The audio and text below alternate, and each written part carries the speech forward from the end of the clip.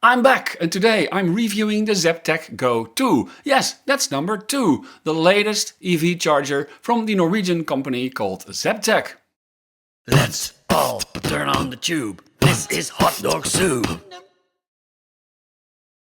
The Zaptec Go 2 was released last month, and I've got one right here. Well, this box is empty because mine is already installed on the wall. A couple of years ago I reviewed the original Zaptec Go, link in the desk, and after 18 months I published a video about how it performed after 18 months. Link in the desk. If you don't know me, I'm an app developer, I'm a tech guy, and I'm also an electrician, even though I don't do that professionally. This new charger was sent to me by Zaptec, but since I have a no paid promotions policy, I have no contract with them, I can say whatever I want, I don't even have to make a video about it, plus I am not getting paid. For good measure and transparency, I also received this shirt and beanie, a cap, a Zaptec cable holder, but I keep my cable in the back of my car, so thanks. Some candy, but I'm already officially medically overweight. This is fucking awesome. Looks like Zaptec is trying to woo me with all kinds of gifts. But that's not how it works on this channel. I'm giving a neutral and critical review.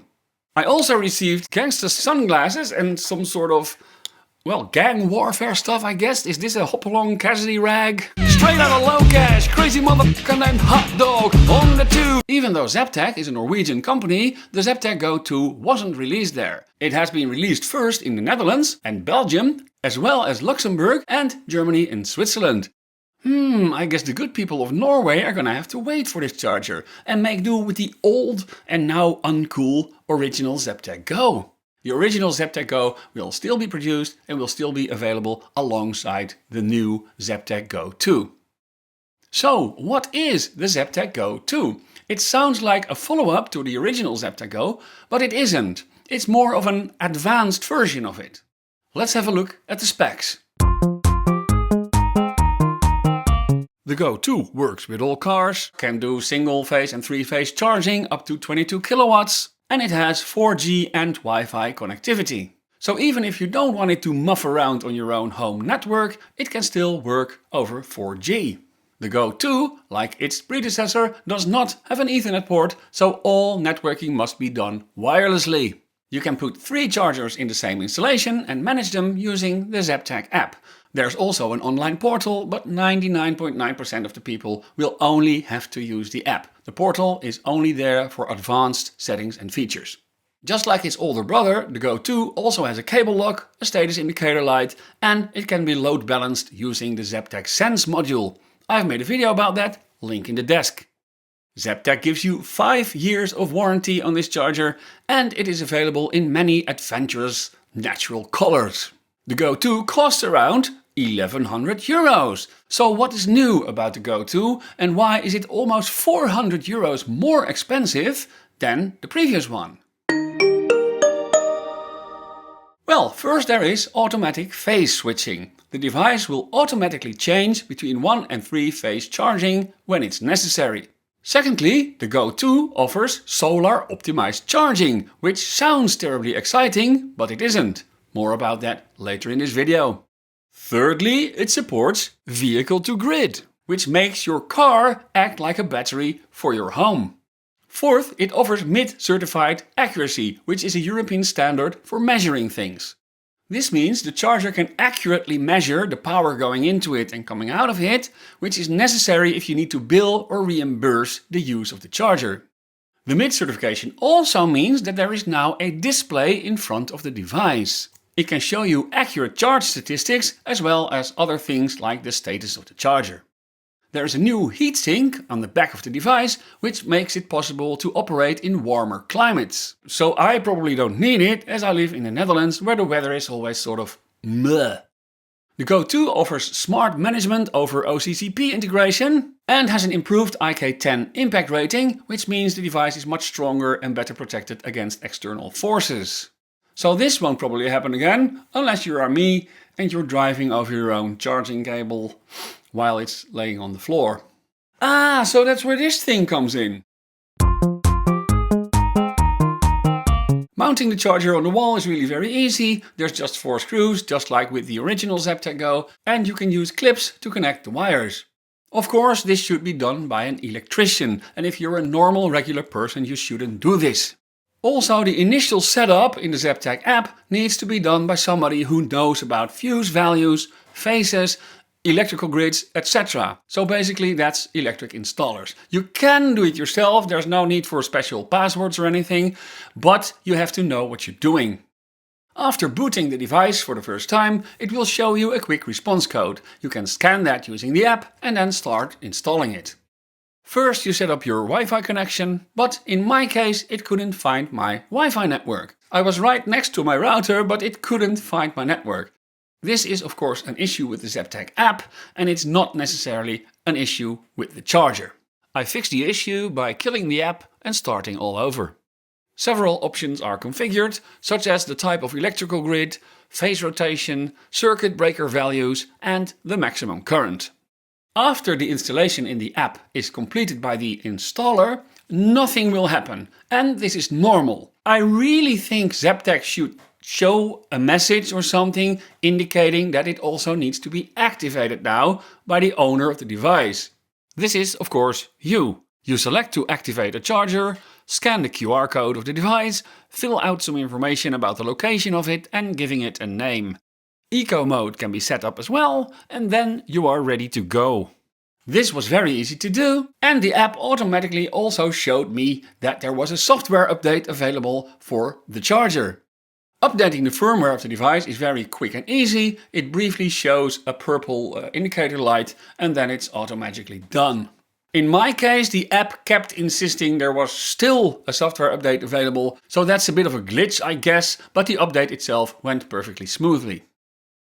For some reason, my new Go 2 was installed in a brand new installation, and I already had a Zaptec installation in my house, so I wanted to add it to the existing one. But that didn't happen for some reason. Luckily, I could fix that in the Zaptec portal. So it's fine now, it's fine, I managed to do it. One of the main new features of the Zaptec Go 2 is solar optimized charging. And I tried to find out what it is, but I couldn't really find it. So I wrote an email to Zaptec. Dearest Oscar, what the hell do you mean solar optimized charging? Love, the answer is that you can integrate the charging with third-party home energy management systems. So yeah, while that is interesting, I wouldn't say that's one of the big new selling points of the device. And along with the solar optimized charging, Zaptec also mentions the automatic 1-to-3 phase switching. And this is supposed to be related to the solar optimized charging. So basically, if you've got enough power from your solar panels, it can automatically switch to 3 phases and use all of that power, and then switch back to a single phase when the sun goes down. I guess, but like I said, it only works if you are integrating it with a third-party home energy management system. I don't know which management system or which specific brands or products. And the funny thing is, Zaptec has their own home energy management system. It's called the Zaptec Sense. Why didn't they use that? My review, crazy as a can of soup. So on to another huge feature of the Go 2. Vehicle to grid. I was very sorry that my car doesn't support vehicle to grid, so I intended to hire a car that does it. But it was not necessary because vehicle to grid is not enabled in the Zaptec Go yet. Zaptec says that a software update in the future will enable the feature, but as of now it is not available. So when is this software update going to be released? I had to ask Zaptec. Oscar, my love, when can I use vehicle to grid? Warmest hug. Apparently the delay on vehicle to grid is not entirely Zaptec's fault. They're waiting for an international standards body to approve the actual vehicle to grid standard, and only if that is completed they can release the software. So yeah, vehicle to grid, yes, but not yet. The next new feature is MID certification. This is the reason why we now have a display on the front showing charge statistics and all kinds of cool icons and animations. but I'm wondering who's going to walk outside to look at the status of the charger. You can see all that in the app. I'm guessing the addition of the display is a requirement of the MID certification. I don't know, but I know that it is required by the European Union if you want to reimburse or charge others for usage of the device. This happens of course only in apartment blocks where multiple people share the same charger, for example, or maybe for small businesses. I found that the Zaptec Go 2, like its predecessor, always just works. It never has to be rebooted, it never loses its Wi-Fi connection, it's just solid. It does what it needs to do and it does so without any problems. And I've experienced the same thing in the past couple of years when I was using multiple versions of the original Zaptec Go. The mobile app has been updated repeatedly, it's being well maintained, it's a well designed app and almost everything works all the time. The Zaptec app is actually very useful and very well made. My only complaint about the app, since I guess the past few months, is that it doesn't refresh the first screen when you resume the app. So if you're charging, for example, and you come back to the app after a couple of hours, it doesn't refresh the screen. And I don't know if this is a bug or if this is intended by Zaptec, but it's really annoying that you have to refresh manually. The Zaptec Go 2 is a solid, advanced version of the original Zaptec Go. The new features overall are great, but they're not must-haves. The solar optimization requires third-party stuff and the vehicle-to-grid is not yet available. The MID certification is absolutely great if you need it, but I guess most regular consumers will not need that at all. The display is a nice addition, but you're not going to stand outside in the rain all the time looking at cool icon animations. If you already own the original Zaptec Go, there really is no need to upgrade unless you really need the new features.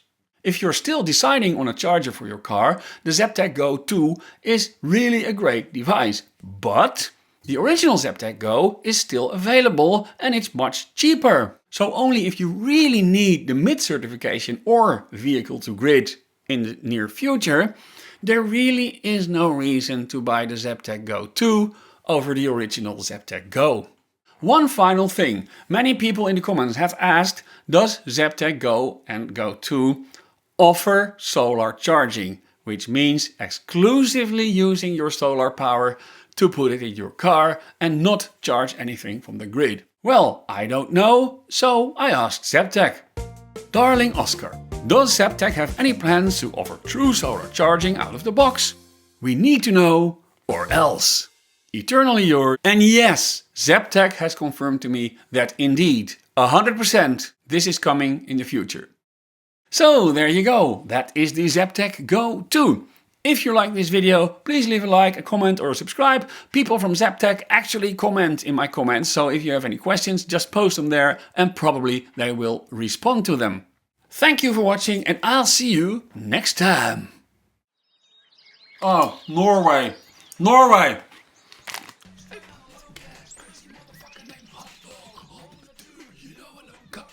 My reviews are crazy as a can of soup. Your mom smells like a big bag of dog poop.